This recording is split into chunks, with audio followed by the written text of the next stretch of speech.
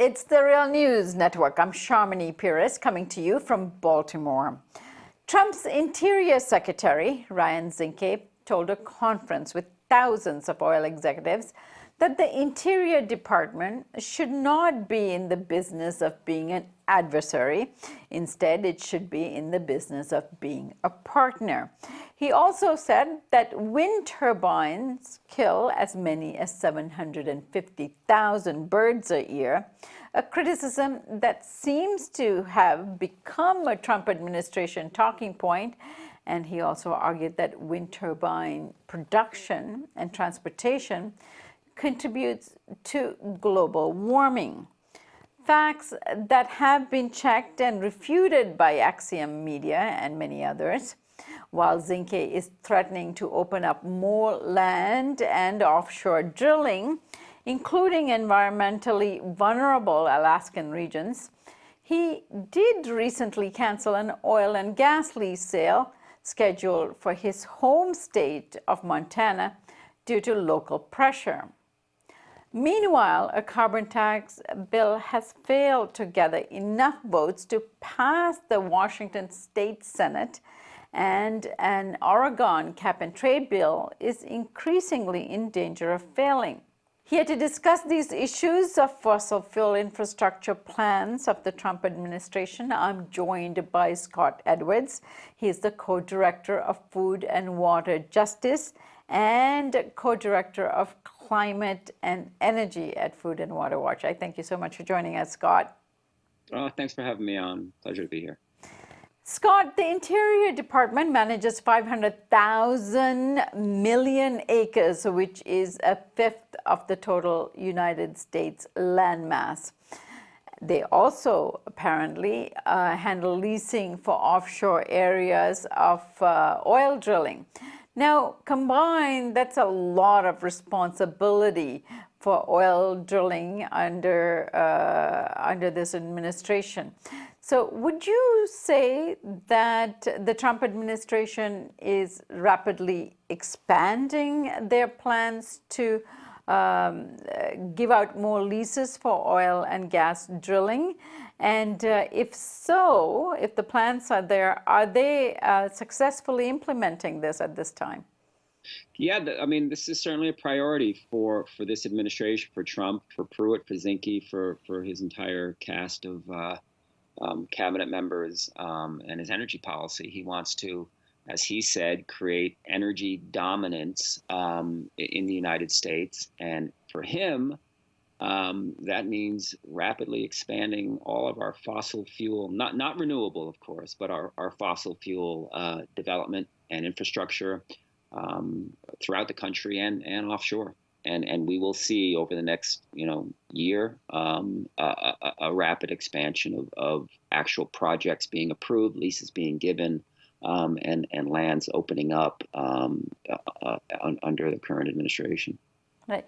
Now, Zinke's speech that he gave to these oil executives came a day after the Department of Interior postponed the leasing of a chunk of land in south central Montana for oil and gas drilling, as well as delaying leases of the Chaco Canyon in New Mexico.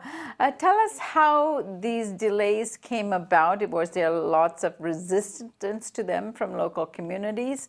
Or where is the pressure coming from? Yeah, in the case of Montana, it was local pressure, and again, it's as you pointed out, it's Zinke's home area, and certainly I think he is more willing to listen to folks in his immediate area, and for political reasons, reconsider that lease. In the case of Chaco Canyon, that proposed lease was absolutely irresponsible to begin with, given the impact it was going to have on native lands and sacred sites. And there was a lot of local political pressure placed on the Department of Interior to not rush ahead. Now, these are delays in these leases. I'm not convinced that Zinke will not eventually, and the Department of Interior will not eventually approve drilling in places like Chaco Canyon. But certainly the postponement of the lease was good news.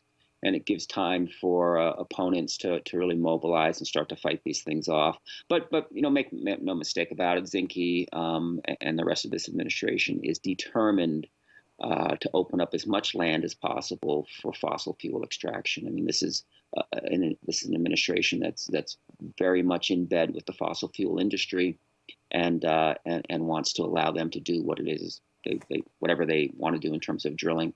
Scott, tell us about the Washington state's carbon tax bill. It didn't stand a good chance going in. They are now looking to do it via a ballot initiative. So although it's dead in the legislature, it's still a chance that it will pass through other measures, through this ballot initiative measure. We at Food and Water Watch, for us, carbon taxes are another pricing mechanism for carbon that we don't think are the real solution to our climate problems, akin to cap and trade, another pricing mechanism that we are troubled about. In response to a lot of this, Food and Water Watch is calling for a bill more like the ones that have been introduced in New York, in New Jersey, and Maryland. Tell us what are the attractive things for Food and Water Watch in those bills that we should try to be replicating in other states? Well, what's important about the bills that we support and have been working on, but and at the federal level through Tulsi Gabbard's OFF Act, it is mandated reductions in carbon, not pricing systems. Back in the 60s, 50s, when we were on the verge of another environmental crisis in this country in terms of water and air quality, Congress in the 70s knew how to deal with it. They enacted a series of laws, the Clean Air Act, the Clean Water Act. They didn't say to polluters, okay, if you want to pay some money, you can continue to put cadmium and mercury and other pollutants into our waterways and our air sheds. They said, here are your new permit limits, and they're going to ratchet down, and you need to comply with them, and we're going to clean up our environment. We have seen a shift in this country to the right, such an extreme shift, that these pricing systems that Washington is considering, this carbon tax, in Oregon it was a cap and trade program, California has a cap and trade program, but they're all premised on the same thing, that you can pollute as long as you're willing to pay some kind of a price to do so. Those concepts are not progressive concepts. Those are ideas that came out of conservatives and industry decades ago. And we've seen such a political shift in this country that we now have people who consider themselves to be progressives clinging on to these old conservative ideals to address climate, and they've never been shown to reduce climate emissions or carbon emissions. They haven't been shown to be successful at all anywhere. So for us, these are not the right approaches. We know how to control pollution. It's through mandated reductions, not through these market-based systems. Scott, we saw around the Paris Agreement discussions shortly after the Trump administration had come to Washington, number of cities and states taking actions to counter what may or may not come about in Washington in terms of climate action. Do you feel that those initiatives are gaining ground across the country? Oh, I think absolutely. I think local governments, and not just states, but as you pointed out, cities, the mayors of cities, local municipalities.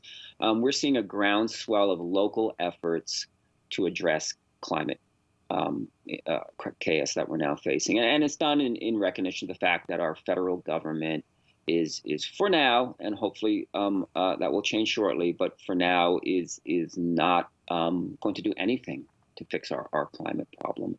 And so we are seeing a number of initiatives, local resolutions, state bills, state efforts to address climate. And as you pointed out, some mayors are now endorsing and embracing the Paris Accord on their own without the federal government having to do so. So it's very much something that needs to happen on the local level and is happening on the local level. I mean, after all, a lot of what's happening with fossil fuel infrastructure, whether it's pipelines and compressor stations and drilling, is happening where local governments do have some say over permitting, over siting, and so they do have some authority to come in there and try to make a difference. All right, and when you look across the country, Scott, point us at some examples that you think are really innovative and is taking root and having some effect to give our audience some hope. Well, we're certainly seeing, again, as you pointed out in the beginning, in states like Maryland and Virginia, New York, efforts to pass very aggressive climate legislation like the OFF Act, where they are putting in mandated carbon reductions, aggressive mandated carbon reductions, and those are certainly hopeful signs.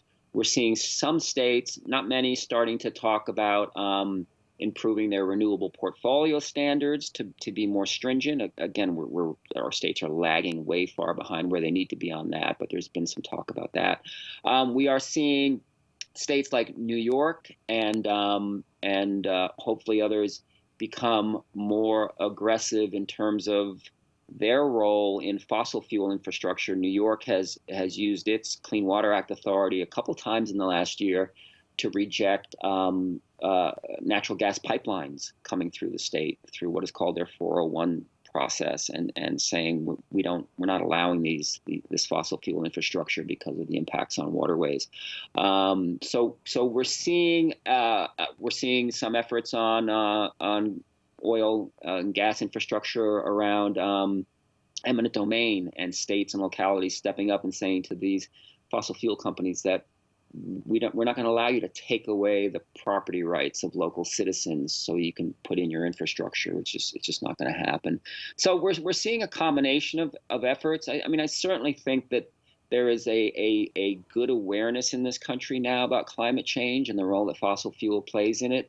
And I think local governments are being somewhat responsive to the demands of their residents, but we need to do a lot more, given where we are on the federal level. All right, Scott, I thank you so much for joining us today. And I think the next time we have a conversation, we should actually debate the issue of cap and trade or pay to pollute kind of proposals that are out there. And I'd love to have you back for that. Yeah, I'd look forward to that. It's certainly an important issue, and I'd love to have the discussion sometime. All right, and thank you for joining us here on the Real News Network.